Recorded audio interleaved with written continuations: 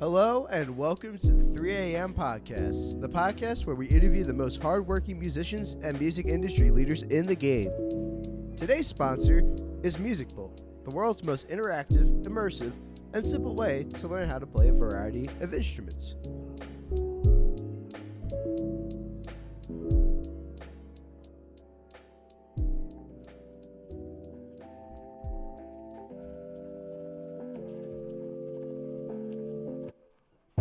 Are you sick and tired of being at home during quarantine? Are you sick of doing that sixth puzzle and for some reason you can't find the last piece of the puzzle under your couch? Are you becoming more and more lazy because you're not keeping busy? Of course you aren't, and learning an instrument is the best solution. Music Bolt is an online teaching company that teaches a whole variety of music. You can learn guitar, bass, ukulele, double bass, drums, vocals, etc. You name it, we got it. The triangle? Of course we can teach that. Research shows that people who learn an instrument are known to be more organized and become better team workers and workers in general. Each lesson plan comes with exclusive access to view professionally made videos and online PDFs from any lesson given by their teachers. So, if you're stuck at home with nothing to do, try Music Bolt. Buy your lesson today by calling 215-588-0565.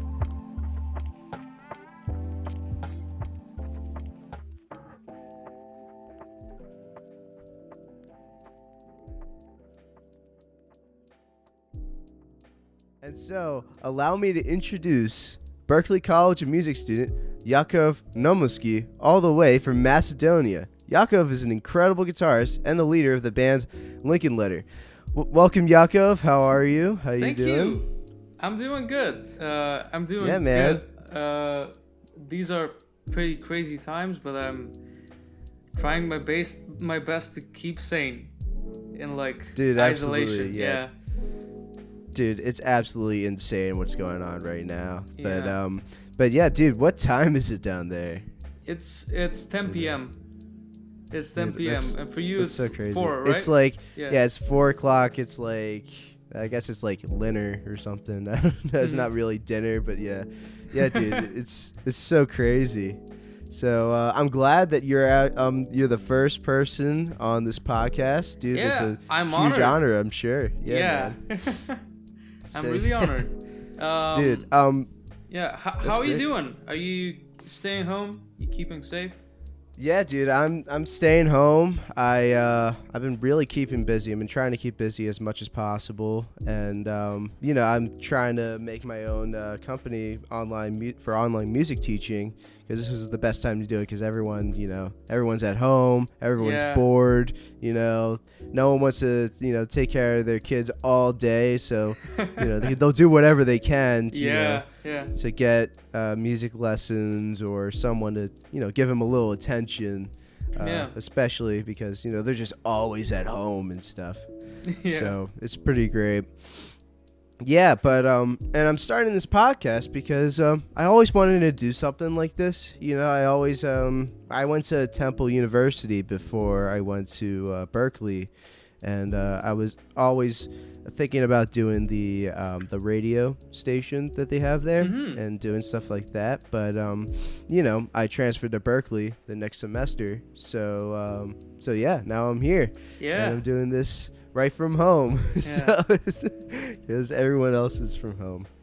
How's it like in Macedonia right now because of this whole quarantine thing right now? I mean, so it's pretty strict, but I'm not complaining. I mean, I haven't gotten out of the house since we were all told to leave Berklee. So I got on a plane, I arrived here, and I've just been in my home all the time. There's a curfew, which is no going out on the weekends. So right now, if someone goes out, they're fined a lot. Yeah. So it's pretty strict, but for good reason. I mean, that's crazy. There's not too many cases, but there's 2 million people in Macedonia. Right. So, I mean, it's not good either. Yeah, no, that's insane. Yeah. Here, it's I went to the supermarket a couple days ago, and I never really been so scared to be in a supermarket.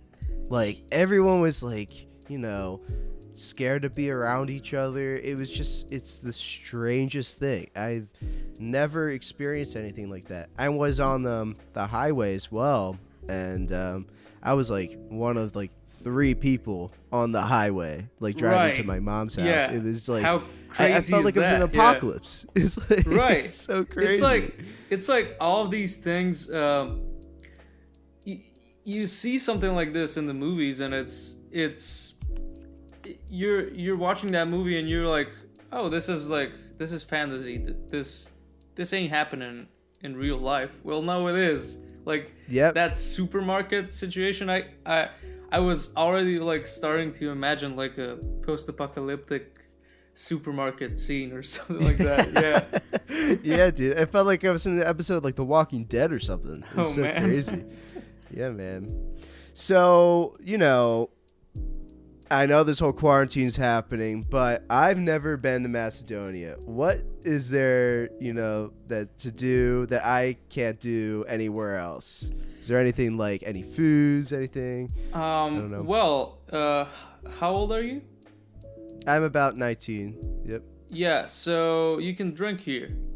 Oh, cool. Yeah, I mean, you can do that. We could drink anywhere around the world except America. Except for the States, yeah. It's so crazy. Here, like, well, everything is gonna seem so cheap to you. You're gonna be very surprised, like, to hear some of the everyday prices of everything. It's I mean, over here it's not like too cheap because of like the regular income, but for like American income, it's like super cheap. So that's a big thing. I mean, you could have a very fun time and just like experience a lot with little to no money. That's really interesting. Huh. Yeah, so that's cool. I mean, there is nightlife, which is not. I mean, it's not too big because I'm in the capital, which is Skopje. Right. And I mean, there's a decent nightlife here, and it's not too big. There is a lot of people, but I mean, you could have a very fun time, and it's very sort of free in a way, everyone's like, the attitude is just like very communal, I guess. Yeah, no. Yeah, that kind of reminds me of Philly in a way. Like, back then, there was absolutely nothing. After like 11 o'clock, like, it was just a ghost town. There's no one goes outside. No one goes to clubs. No one goes to concerts or anything. But, in the past couple of years, they added more and more stuff to do during the night, which is really nice, too. Yeah, that's cool. Yeah. Well, you mentioned concerts. That's something that people are trying very hard here to... There's like a lot of bands and a lot of like independent artists who make a lot of music and try to do a lot of gigs. It's just there's like a very few venues you can actually do them in, and none of them sound great. It's just like right. Yeah. You have to have a very competent sound guy to make it sound decent at best. So yeah, it's there is a nightlife, but in terms of opportunities for musicians and just like up and coming bands, there's not too many opportunities, and there's sort of this weird thing happening where that pisses people off, and so they're motivated to do even more to make even more music and do more shows, which is awesome. But then other times it's just like it's disheartening sometimes, you know. Yeah, absolutely. I mean, I've talked to a lot of bands here sharing the same opinion. There's like all of them saying there's like almost nowhere to play. So that is a bummer. That there's few venues when you can really sort of, you know, do a live show totally and have fun with that. But I mean, people make do, and there's some, I think, because it's a small place and it's pretty isolated from what over here seems the big world, which is like Western Europe, which is a lot bigger, and then of course America. But over here everything's smaller and the opportunities are fewer, so sometimes that makes some people work even harder, which is very cool because then you have like some incredible musicians in such a small place. So it's weird. Cool. It's unique. Yeah. You know, where I'm from, like Philly is about, I don't know, it's like 2-3 million people living there or something. It's a lot of people. I've never been to Philly. I want to go sometime.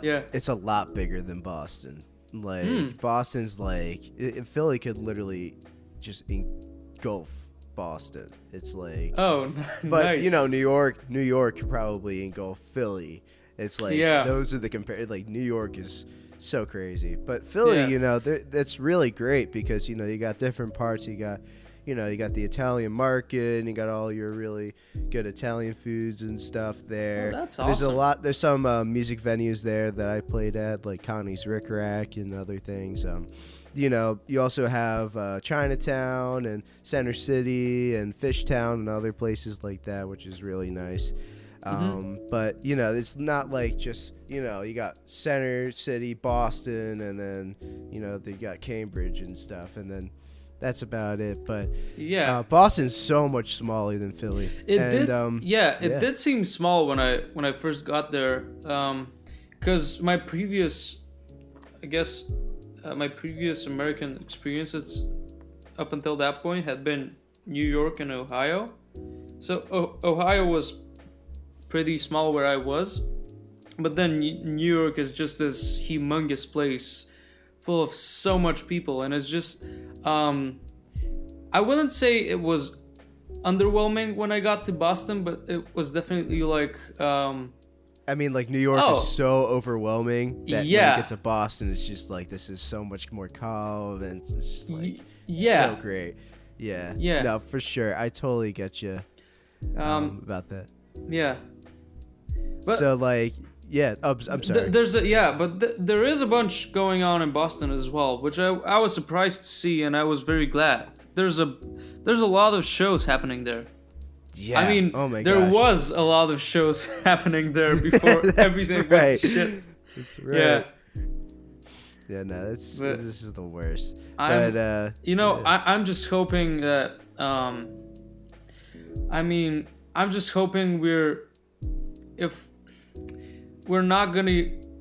it's not gonna get too, like, it's not gonna get much worse. I just hope it will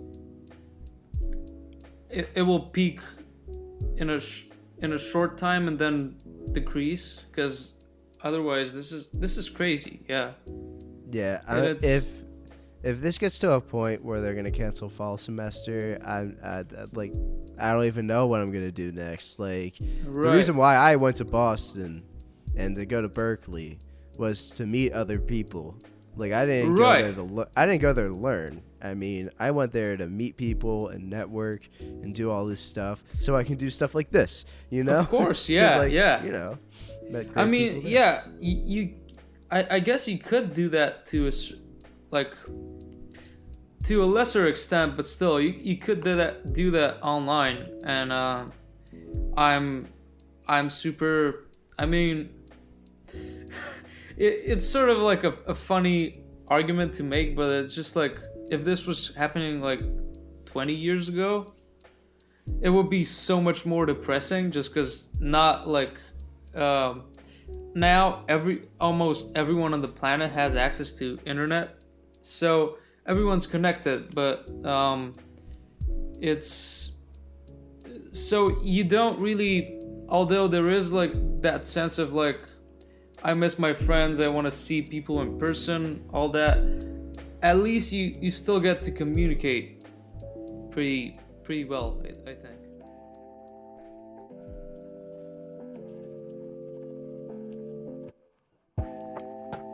We would like to interrupt this discussion for a quick word about our sponsor.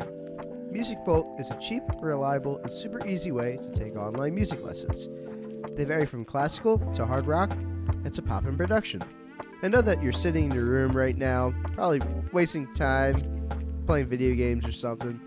You should stay active and take on a new skill, and maybe get some sunshine while you're at it.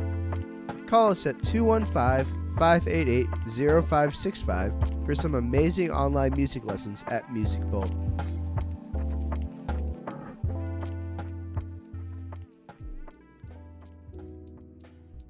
So we were talking about Boston and how like their concerts have been canceled and stuff. Right? Yeah. There is this sort of I mean, it is beautiful that a lot of people are trying to make the best out of it and just like upload videos of themselves performing in their homes and just like trying keeping active, and certainly what you're doing is awesome, and I'm really glad you do it. I'm really glad you're starting this podcast, and also your lessons. I mean, I hope it just grows and grows and gets better and better. Oh, yeah. That's what the goal is, but you know, anything can happen. You know, yeah. Not gonna lie, like I always say, like, you know, this quarantine thing is the worst, but you know, it did make me come up with this idea. You know. Yeah. So you know, not only are we, you know, gonna be teaching people and stuff, we're gonna be making a really easy way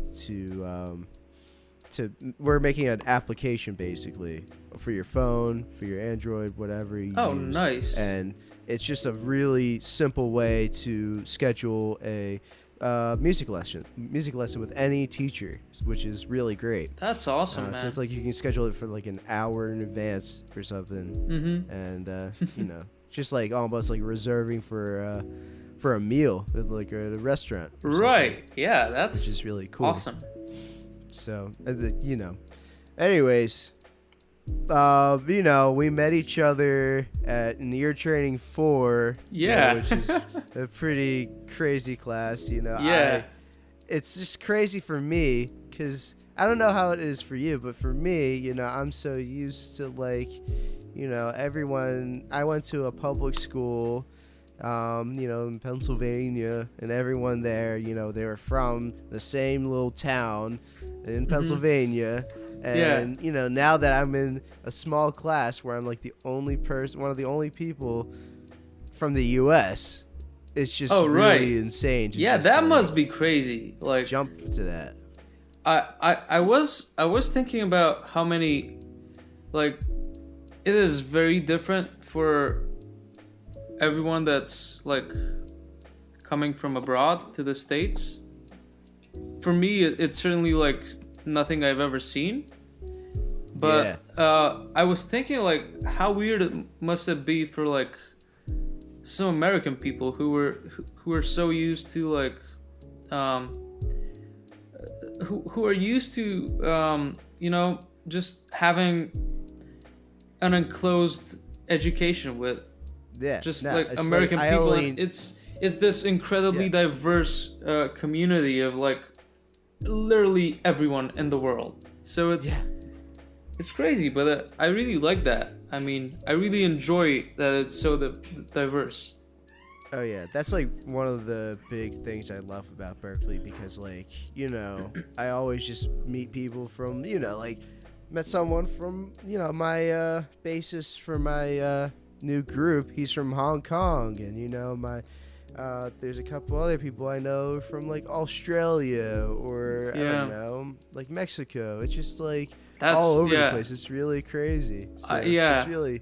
It's really, really beautiful when you realize, you're there and there's so many people around you. Yeah, Like that. I was having like the same feeling, and it's so in North Macedonia, when you get together with people to play, like you know where everyone's from, and Right. there's just like this. Everyone's Macedonian, and it's just like I was never really thinking about how awesome would it be to like. So I'm suddenly at Berklee and I'm having a jam session, and there's people from, well, obviously Macedonia, but people from Mexico, from Korea, from China, from Switzerland, from like it's France, so crazy. Fiji. I never thought I was gonna jam with anyone from Fiji. Our good friend Zen. Yeah, no. Yeah. That's so true. It's so Shout out true. to him. Yeah, but Yeah. That's right. Yeah, dude. So yeah, dude. That's totally just like, I definitely think that Berklee really enforces that, especially and stuff. yeah, and it's one of the things I really dig the most there, because it's really refreshing, It's Yeah. but I mean now it's like I miss the calf. The calf is the yeah the that thing. that's a Just cool place. I caught myself like that was very weird, but I was sort of I sort of missed some of the food, which was weird because it Yeah. wasn't the best in the world, but I got so used to it that I was just like, oh man, I want a calf mac and cheese right now, and I can't really that's yeah. so right. Yeah, and it's like you're at home, and when you run out of something, you run out of it. You Right, gotta yeah. go to the store and get it. Yeah. And then, which is all right, but I'm lazy and I don't do that. But at the caf, it's just like at the cafeteria, it's just like it's right there. It's like if you want this, they're always there. So, Right, yeah. Anyways, so tell me about your group, the Lincoln Letter. So, dude, you guys Sure. sound amazing, and I really dig your stuff. Thank you. It's very Western almost, which is really cool. It's I mean, it's totally Western.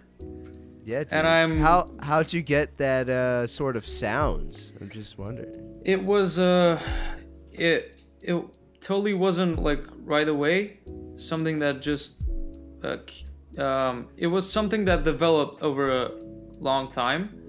It's I guess I was always fascinated with the idea of pairing that very weird like Western film genre with rock music, because I'm a big film fan, and when I was watching Westerns, I was just like, there's something so rock and roll about some of these characters, and I wonder what that would sound like writing about stuff like that within a like contemporary rock and roll sound, Dude, and dude, the first thing that came to mind was Clint Eastwood's The Good, the Bad, the Ugly. Right. That was like the first thing that came to mind. I was like, when I was listening to this, I was like, this is awesome. It's like, this is so different. It's just like such a different thing. I've never heard it, and I was like, this is so cool. That means a lot, especially coming from you. But the thing is, you mentioned The Good, the Bad, the Ugly, and Ennio Morricone, who was one of the best composers ever, in my opinion, did the soundtrack for that movie, and he really like solidified the Western sound. Like he was before him in all the movies, there was like just orchestral soundtracks, like for example, like a John Wayne picture, it would be a sort of neo-romantic soundtrack written by a contemporary Hollywood composer, and it sounded like the scores that came out of Hollywood. Like, Yeah. they sounded pretty similar, and just like they are still awesome, but they sounded different. They didn't sound different to each other, and there was this, I guess, Americana influence as well. And then Ennio Morricone, an Italian dude, takes that to a whole nother level, adds electric guitars and like just I guess whip sounds and just like guns. Oh yeah, and then he just totally just revolutionized the whole Western sound. Of course, yeah. And so we were very inspired by what he did. So we were. He is a big inspiration in our music, and I'm glad you mentioned The Good, the Bad, and the Ugly, because that's like one of my favorite movies and soundtracks. Yeah. So I just recently watched that movie. Oh man! For the first time. Oh. For the first time in full. Oh right. The whole movie's like 3 hours long. It's a long movie. It's a long movie. But it's just like it was really good. In the beginning it's kind of slow, but then it's like you get into it. It's like it's almost like you're watching a TV show almost. Yeah, and it's like it's such an epic movie. When you get like by the end of it, it's so awesome. It's people talk about just like Sergio Leone, the director of that movie. They talk about his movies have like almost an operatic quality to them. Yeah. And a big part of that is the Morricone soundtracks. And so that vibe and that style, that dramatic, operatic, epic epic vibe that they brought, we thought it would be very cool to like infuse all of that into rock music, Yeah, no, absolutely. I think that's like, especially, I'm trying to make my own sound and stuff, but like, dude, like, I've never heard anything like that. So, dude, like, I'm like almost like jealous that it's like you found your own sound. It's like I've never heard anything like that, and it's like, yeah, man, it's just like it's so cool. Something in how it came about. Really, how I first started thinking about westerns was the first songs I wrote were like when I was 15 or something, and some of them are on the album, which is I'm super proud of that. That like the first song I ever wrote stuck with me, and it was good enough that we put it on the album still. Which song was that? It's called "A Broken Prayer."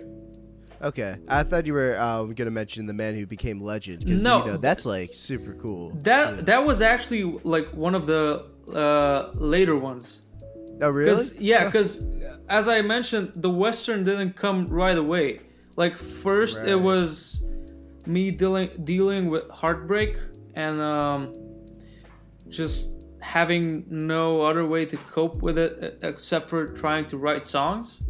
Okay. And then I realized, well, when I started feeling better, I realized, okay, so my source of inspiration was this sort of very bad place I was in. But now, like, I don't want to torture myself. So maybe I should write about characters and perhaps even torture them, So, right.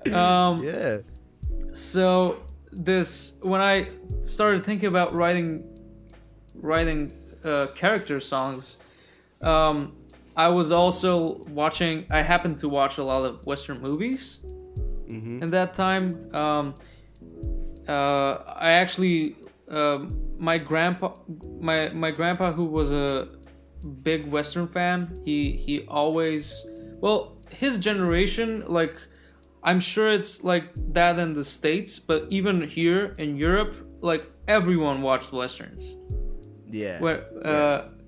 Everyone his age. So we watched a lot of them, and I always loved them. But I started like realizing this could work with what I'm doing, and so that's how it came around. And then one of the biggest inspirations was actually a newer Western, which is The Hateful Eight from Quentin Tarantino. Dude. Yeah, and is that maybe where you came up with the name? I was gonna mention exactly where we came up with the name, and that's why I mentioned it, because what Lincoln Letter, not to spoil the movie, but what Lincoln Letter means to one of the characters in the movie, that's what having this in a weird way, but we felt like it was appropriate to call our band Lincoln Letter, because we felt like that's what this band meant to us. You know, what Lincoln Letter meant to Samuel L. Jackson and that movie is what this band means to us. So that's why we came up with that name. Yeah, dude. Dude, I'm like the biggest Tarantino fan ever. Oh, like, I see that Pulp Fiction poster behind you, and same here, man. I love his movies. He's just a genius. He really is just like, he can make, if he wanted to, he could definitely turn into the Hateful Eight into like a full-on Broadway show if he wanted to. Right. Sure. Yeah. Because it's all one scene, you know, and it's just like the acting is on point. It's just interesting dialogue and phenomenal actors, and it's amazing the way he builds tension in that movie, and just the atmosphere he creates. It's so amazing. Yeah, and they made an extended version, which is like an hour-long extra of just like scenery and stuff. I actually haven't seen that one because I know it's available on Netflix, and I do not have Netflix. I will get Netflix, but I don't. Alright. It's like, I don't have honestly, it. The irregular version is like, you're not missing anything important. Right. That's such a tight movie. It's.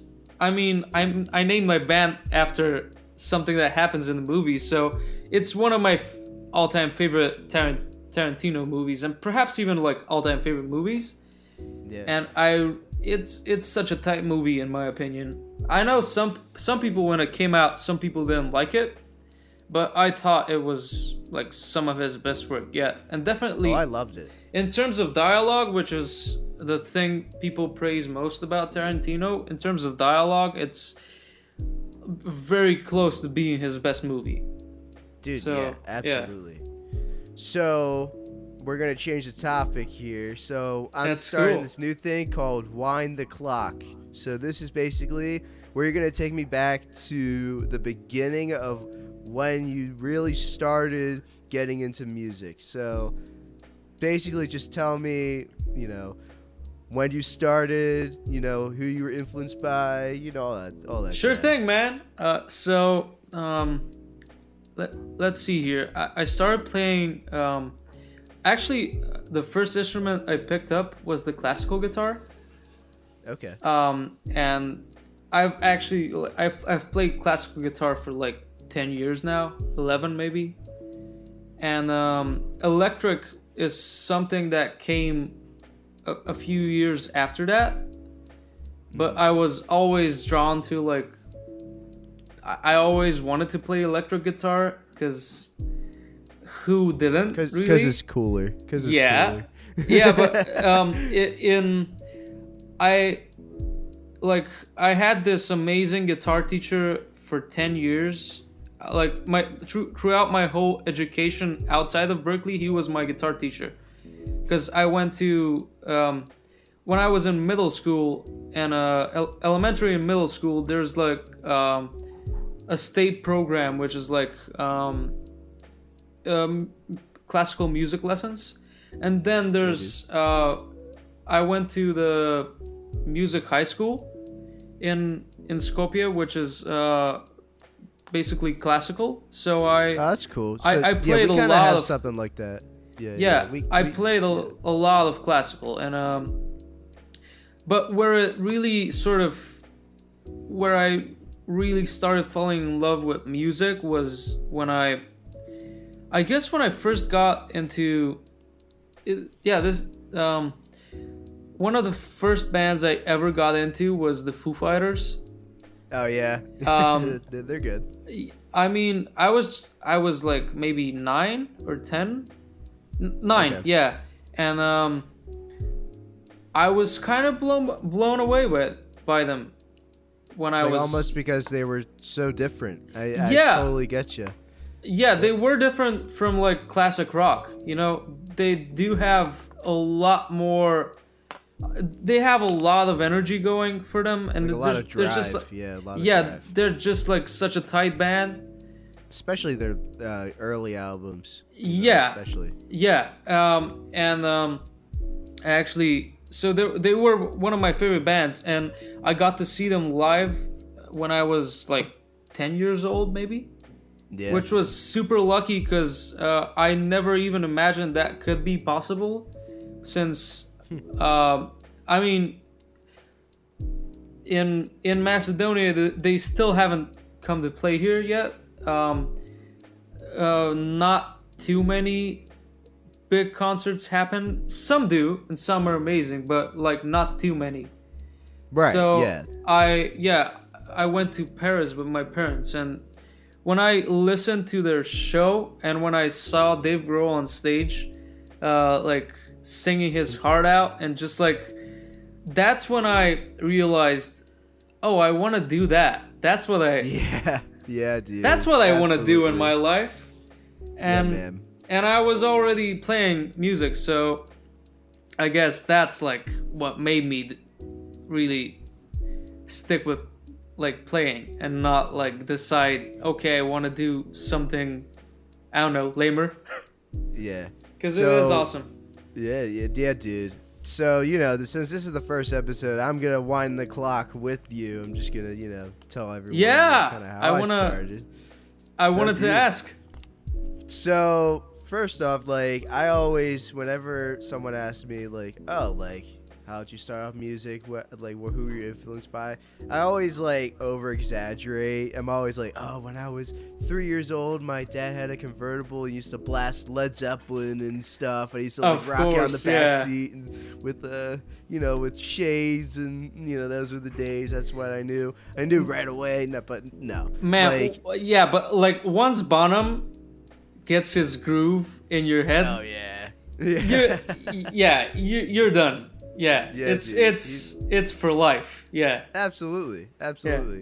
Yeah, but it wasn't probably up until I was about 9 when I was taking guitar lessons, like, for the first time. Because, I got a guitar when I was 6, but I didn't really, like, start playing until I was, like, 9. Because, like, who could physically play a guitar when they were, like, 6 years old? They're, like, so small, and the guitars are, cheap and terrible. Yeah, I mean, yeah, by yourself like that age it's very hard. Even like learning guitar by yourself when you're 9 or something. If it's not, I mean, if it weren't for my lessons and for my amazing teacher, I wouldn't have tried it as hard as I did in the beginning, and that was very important, Yeah. So I imagine it was something similar for you. Mm-hmm. Yeah, no, so, like, I had an instructor, Ben Bowles. He actually went to Berklee as well. Oh, that's he was awesome. a Berklee alum. But, Yeah. but yeah, no, he taught me a bunch of stuff, and I just got so hooked on just practicing the guitar. I couldn't stop. I loved it mainly because I had a really great teacher, and when it's like you got that bond, it's like you're really driven to like practice even more almost. Right. And yeah, when it was my first recital, everyone was playing, like Twinkle Twinkle and Hot Cross Buns and all these really, simple songs. And I go up there with like the full band. I'm like the only one who like stands up, and I'm, 10 years old playing Sunshine of Your Love on stage. Oh, and, man, like, doing that's a solo. And, that's so awesome. My dad, the entire day, after the recital, was like, "Holy shit! What the heck did I just watch?" That's like, so awesome. What the heck? And yeah, so apparently, Ben told me that everyone quit, their lessons, because, they saw me, they were like, there's no point in even practicing after that. It's just Man. It was so crazy. It was just, there was like a 40-year-old dude, and he was the worst one who went up there. And, he was, it was just so crazy. But like when you're 4, like, even picking up an instrument is amazing, and it is very, so, I mean, it's a shame that everyone stopped playing, but, I mean, bravo. Yeah. Yeah, no. Yeah. Yeah. Like, I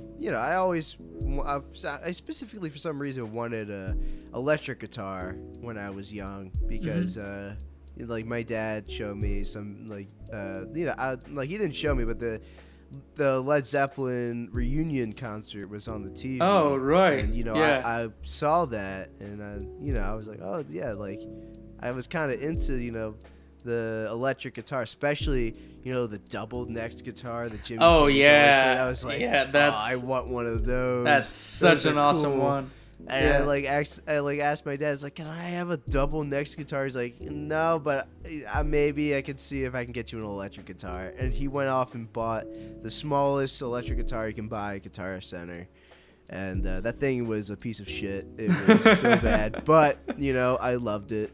And now I actually gave it to my cousin because he might pick up a guitar soon. Oh, that's awesome. Well. It's weird, like, the first guitar you pick up, it doesn't seem shitty at all when you pick it up.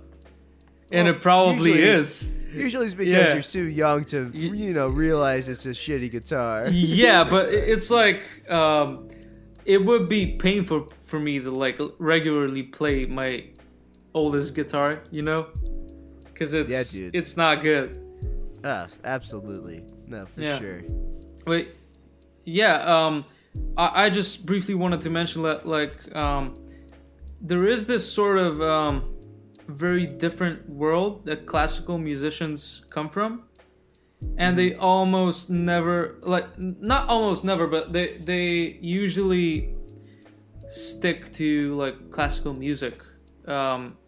If they pursue education with it, like, classically pursue, like, their music education, they often just, like, stick with classical music. I was especially a lot of, like, classical guitarists, and I was very lucky that my teacher right away, like, we had, like, 2 lessons of classical guitar, and he was like, so what's, like, a rock song you want me to teach you? And I was like, fuck yes. Yeah. So, that was amazing.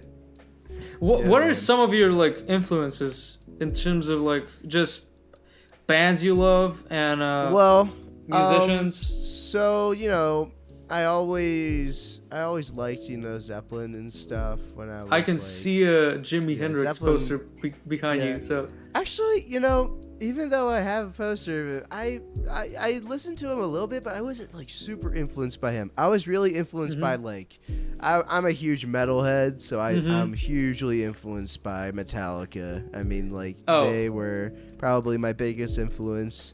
And then, later on, I was influenced by, like, the big guitar gods, like Steve Vai and John Petrucci and, Joe Satriani and all the, J's and S's, the Johns and Joes and Steves and all those people. It's just like, everyone's always, and Jimmy's as well, They all start with it. And, your name starts with a J, so.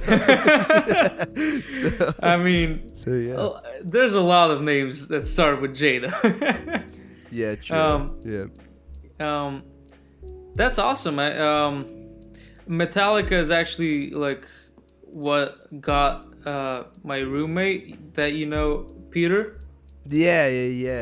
He's a huge Animals as Leaders guy too, as well. He is, but, like, his childhood band is, like, Metallica. Yeah. And he it's was a classic. I wasn't shredding in particular. it wasn't something I was. There's a lot of like people who start out guitar and just are very drawn to that. I wasn't very particularly drawn to that, and I didn't do it too much early on. But Peter, I know him from like when we were 13. He was probably the best guitarist my age I knew back then, and he kind of still is. Mm-hmm. He's crazy. Dude, that's so cool. So So I guess Metallica did good for you guys. I mean, yeah, you both are killer. Yeah, but yeah. Anyways, that's all the time we have for today. Thank you so much for being our first, guest on 3 a.m. This is a huge honor, and it's really great that you support this, and it's really great. Anyways, anything else you want to say? Anything else going on? Anything at all? I mean, right now I'm just like trying to keep sane with this coronavirus deal, right. And thankfully, me and my family are all safe. What else? I mean, we have the album up on YouTube with my band. We're gonna upload it on Spotify and all the like music streaming services as well very soon. Yep. So go check out Jakov's band, Lincoln Letter. They're on YouTube. They're on Facebook. They're on basically everything. Is that correct? Yeah. Yep. Soon we're gonna be on basically everything. Yeah. They are super cool. So definitely check them out if you like, rock and you're a huge Western fan or anything. They're a very interesting band. So go check them out. Anyways, thank you so much, Jakov. Thank you for the opportunity, man. It's been great talking to you. Yeah, absolutely. Yeah. Take care. Here's a little clip of Jakov's band, The Lincoln Letter. I hope you enjoy. They arm and go board the train. Danger steaming ahead. The wanted poster say free grand for the Johnson brothers, dead or alive. Now Lord, he knew him good. He used to work on the ranch. They all but they fell for his sweat and blood, but now they're gonna pay well. The man who became legend with no more than his heart is a poor Yankee farmer who's never held a gun. His name's Lawrence Sinclair, and he's so petrified, but he's made a promise, and a promise he will keep. So they ride in a town near the camp. Everyone wants him not to go after the gang, yet they keep pushing through. Once again, Jakov, thank you for sitting in and chatting with me. 3 a.m. sponsors Music Bolt, the best way to learn music online. Most importantly, thank you so much for listening to this episode. We have tons more plans for the future. See ya!